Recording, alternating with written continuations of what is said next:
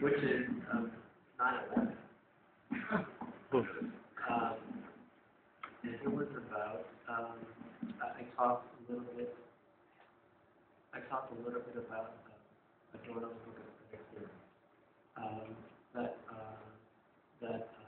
that I talked to my students about how Adorno was a musician, and that he was a pianist, and that the practice and theory of music informed his whole his whole sense of the art, and that and it connected not strangely, very directly to how he writes. That we have an image of Adorno as a very difficult writer and a cold writer. In the same way that Beckett, I think, has an image of being cold and maybe formal. But I think informing their sentences is a crystalline quality that feels like music. And I think if you read Adorno, certainly you can see the musicality of the sentences. And so one way to see Adorno is his writing not as a philosopher, but as a style.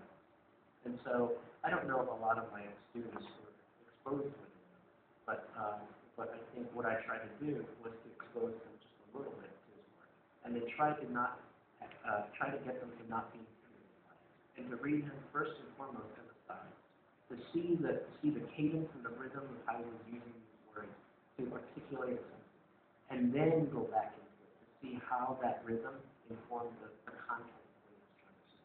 And I think in that sense, I was talking about how his theory of art inspired itself. This is beautiful to me. This is beautiful, right? Just beautiful. And no one believes more about art than me. Well, no, that's a lot of people believe in it. But I think, as a philosopher and a critic, I don't know of anyone who believes more about the potential of art and what it has to do for us and to us in order for us to remain slightly human. In the